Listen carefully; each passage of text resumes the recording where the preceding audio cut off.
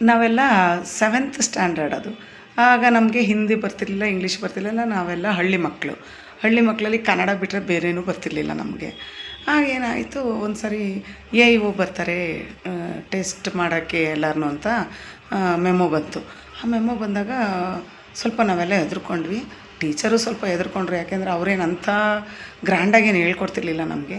ಆಮೇಲೆ ಸರಿ ಬಂದರು ಹಿಂದಿ ಹಿಂದಿ ಕ್ಲಾಸ್ ತೊಗೊಂಡ್ರು. ಯಾರು ಎ ಇ ಒ.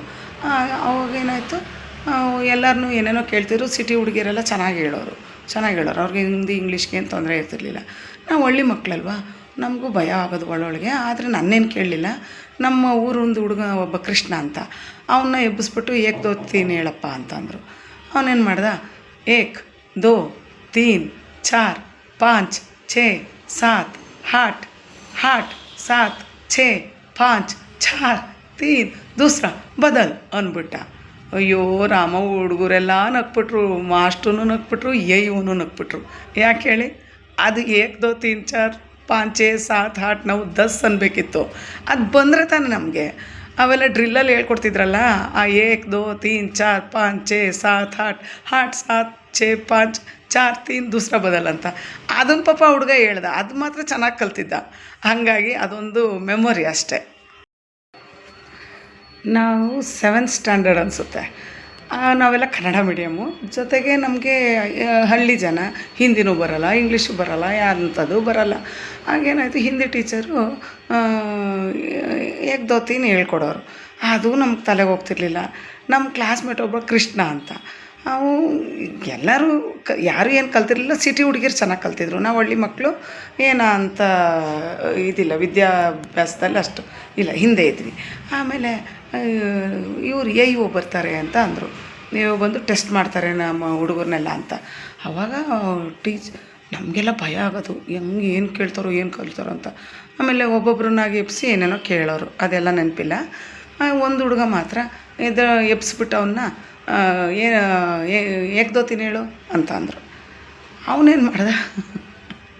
ಅವನೇನು ಮಾಡ್ದ ಅಂದರೆ ಎದ್ದು ನಿಂತ್ಕೊಂಡ, ಕೈ ಕೊಟ್ಕೊಂಡು ಒಬಿಡಿಯೆಂಟು ಆಗಿ ನಿಂತ್ಕೊಂಡ್ಬಿಟ್ಟು ಏಕ್ ದೋ ತೀನ್ ಚಾರ್ ಪಾಂಚ್ ಛೇ ಸಾತ್ ಹಾಟ್ ನೌ 10 ಅಂತ ಹೇಳ್ಬೇಕು ತಾನೆ. ಏಕ್ ದೋ ತೀನ್ ಚಾರ್ ಪಾಂಚ್ ಛೇ ಸಾತ್ ಹಾಟ್ ಹಾಟ್ ಸಾತ್ ಚಾರ್ ಪಾಂಚ್ ಅಂತ ಹೇಳ್ಬಿಡೋದ. ನಾವು ಸ್ಕೂಲ್ಗೆ ಹೋಗ್ತಿದ್ವಾ, ಕನ್ನಡ ಮೀಡಿಯಮ್ ಸ್ಕೂಲ್ ನಮ್ಮದು. ನಾವೇನು ಮಾಡ್ತಿದ್ವಿ, ಏನೂ ಅರ್ಥ ಆಗ್ತಿರ್ಲಿಲ್ಲ. ಮ್ಯಾಥ್ಸು ಸೈನ್ಸು ಏನೂ ಅರ್ಥ ಆಗ್ತಿರ್ಲಿಲ್ಲ. ನಾವೆಲ್ಲ ಟ್ಯೂಷನ್ಗೂ ಹೋಗ್ದವ್ರಲ್ಲ. ಆವಾಗ ಒಂದು ಸರಿ ಏನಾಯಿತು, ಟೆಸ್ಟ್ ಬರೆಸಿದ್ರು. ತಿಂಗ್ಳಿಗೆ ಸರಿ ಟೆಸ್ಟ್ ಮಾಡ್ತಾರಲ್ಲ, ಆ ಟೆಸ್ಟಲ್ಲಿ ಮ್ಯಾಥ್ಸಿಂದಕ್ಕೆ ಭಯ ಆಗೋದು. ಏನೂ ಗೊತ್ತಾಗ್ತಿರ್ಲಿಲ್ಲ, ಏನೂ ಓದೂ ಇರಲಿಲ್ಲ. ನಾವು ಓದೋಕ್ಕೆ ಬಂದರೆ ತಾನೇ ಓದೋದು. ಹೆಂಗಪ್ಪ ಮಾಡೋದು ಅಂದ್ಬಿಟ್ಟು, 8th ಸ್ಟ್ಯಾಂಡರ್ಡ್ ಇರ್ಬೇಕು ಅನಿಸುತ್ತೆ ನಾನು. ಹೆಂಗಪ್ಪ ಮಾಡೋದು ಅಂತಂದ್ಬಿಟ್ಟು ಒಂದು ಏನಾದರೂ ಮಾಡಬೇಕು ಅಂದ್ಬಿಟ್ಟು ಇದು ಕದ್ದುಬಿಟ್ಟೆ. ಒಂದು ಇದನ್ನು ಬುಕ್ಕಲ್ಲಿ ಬರೆದಿರೋದನ್ನ ಆ್ಯಸ್ ಇಟ್ ಈಸ್ ತಗೊಂಡು ಕದ್ದು ಬರ್ಕೊಂಡು ಟೆಸ್ಟ್ಗೆ ಹೋದೆ. ಆ ಟೆಸ್ಟಲ್ಲಿ ಏನಾಯಿತು, ಅದೇ ಬಂದುಬಿಡೋದ. ಆಮೇಲಿಂದ ಬರೆದ್ಬಿಟ್ಟೆ ಕದ್ದು ನೋಡ್ಕೊಂಡು ಬರೆದ್ಬಿಟ್ಮೇಲೆ ಅವತ್ತು ನಾಳೆ ಮಾಸ್ಟ್ರು ಬಂದು ಇದನ್ನ ಎತ್ಕೊಂಬಂದರು, ಆನ್ಸರ್ ಪೇಪರ್ಸ್ ಎಲ್ಲ ಎತ್ಕೊಂಬಂದರು. ಕ್ಲಾಸ್ಗೆಲ್ಲ ಬೈಯೋಕ್ಕೆ ಶುರು ಮಾಡಿದ್ರು. ಏನಂತ, ಯಾರಿಗೂ ಹೇಳ್ಕೊಟ್ಟಿದ್ದು ಬಂದಿಲ್ಲ, ನೀವೆಲ್ಲ ಕಲ್ತಿಲ್ಲ ನೋಡು, ವಸಂತ ಕುಮಾರಿ ಒಬ್ಬಳೇ ಕಲ್ತವಳೆ ಅಂತ ನನ್ನ ಹೆಸರು ಹೇಳ್ಬಿಟ್ರು. ನನಗೂ ಭಯ ಅಂದರೆ ಭಯ. ಯಾಕೆ ಹೇಳಿ, ನಾನು ಕಲ್ತಿರ್ಲಿಲ್ಲ, ಕದ್ದು ಬರ್ಕೊಂಡು ಹೋಗಿದ್ದಿದ್ದು. ಒಂದು ವೇಳೆ ಅವ್ರೇನಾದರೂ ಬೋರ್ಡ್ ಮೇಲೆ ಬರಿ ಅಂತಂದಿದ್ರಿ, ನಾನು ಏನು ಮಾಡಬೇಕಾಯ್ತು, ನನ್ನ ಪಾಡು ಏನಾಗಬೇಕಿತ್ತು. ಅಪ್ಪ ದೇವರು ಅದನ್ನು ಕಾಪಾಡಿಬಿಟ್ಟ ನನಗೆ. ಅದು ಈಗಲೂ ನೆನಪಿಗೆ ಬಂದರೆ ಮೈ ಜುಮ್ ಅಂತದೆ. ನಾವು ಚಿಕ್ಕದ್ರಲ್ಲಿದ್ದಾಗ ನಮ್ಮಪ್ಪ ಏನು ಮಾಡೋದು, ತಾನು ಊಟಕ್ಕೆ ಕೂತ್ಕೊಂಡಾಗ ನನ್ನನ್ನು ಬಾರಮ್ಮ ಅಂತೇಳಿ ಕೂರಿಸ್ತಾರೆ. ನಾನು ಅಪ್ಪನ ಎದುರುಗಡೆ ಚಕ್ಕಂಬಲ್ ಹಾಕ್ಕೊಂಡು ಕೂತ್ಕೊತಿದ್ದೆ. ಅಪ್ಪ ಒಂದೊಂದೇ ತುತ್ತು ಬಾಯಿಗಿಡೋದು ಮುದ್ದೆ. ಅವಾಗ ಮುದ್ದೆನೇ, ಅನ್ನ ಕಮ್ಮಿ. ಆಮೇಲೆ ಅದು ತಿಂತಾಯಿದ್ರೆ ಅದ್ರ ರುಚಿ, ಖುಷಿ ಅಷ್ಟೇ ನಮ್ಮ ಪ್ರಪಂಚ. ಅವಾಗೇನು ಅನ್ನ ಅಥವಾ ಬೇರೆ ತಿಂಡಿಗಳು ಆ ಥರದ್ದು ಇರಲಿಲ್ಲ. ಆಮೇಲಿಂದ ಹಂಗೆ ತಿಂದಾದ್ಮೇಲೆ ದೊಡ್ಡವರಾದ್ವಿ, ಮದುವೆ ಮಾಡಾದ್ಮೇಲೆ ನಾವು ಗಂಡನ ಮನೆಗೆ ಬರಬೇಕಾ.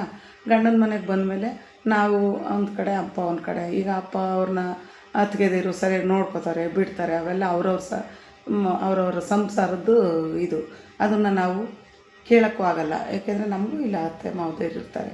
ಆಮೇಲೆ ಇವಾಗ ಹೋಗಿ ನೋಡ್ಕೊಳ್ಳೋಣ ಅಪ್ಪ ಅಮ್ಮನ ನಮ್ಮನ್ನ ಅಷ್ಟು ಚೆನ್ನಾಗಿ ನೋಡ್ಕೊಂಡವ್ರೆ ಅಂದರೆ ಇಲ್ಲಿ ನನ್ನ ಗಂಡ ಬಿಡಬೇಕಲ್ಲ. ನಡಿ ನಿನ್ನ ಮನೇಲಿ 100 ತೂತಾವೆ ಅವನ್ನ ಮುಚ್ಕೋ ಅಂತೇಳಿ ಕಳಿಸೋದಿಲ್ಲ, ಮನೆಗೆ ಕಳಿಸೋದಿಲ್ಲ. ಯಾವ ಮನೆಗೆ? ತವ್ರ ಮನೆಗೆ. ಹಿಂಗಿದೆ ನಮ್ಮ ಪರಿಸ್ಥಿತಿ. ಎಲ್ಲರ ಮನೇಲೂ ಅದೇ. ಏನು ಮಾಡೋದು? ತಾಯಿ ತಂದೆದು ಅಷ್ಟೇ ನೆನಪು ನಮಗೆ. ಅದು ಬಿಟ್ಟರೆ ನಮಗೆ ಬೇರೆ ಇಲ್ಲ. ಇಲ್ಲಿ ಅತ್ತೆ ಮಾವದಿರನ್ನ ಚೆನ್ನಾಗಿ ನೋಡಿಕೊಂಡ್ರೆ ಅದೇ ಸಾಕು. ಅಲ್ಲಿ ನಮ್ಮ ಅಪ್ಪ ಅಮ್ಮನೂ ಚೆನ್ನಾಗಿರ್ತಾರೆ ಅಂತ ಭಾವಿಸ್ಕೊಂಡು ಜೀವನ ಮಾಡ್ಬೋದು ಅಷ್ಟೇ.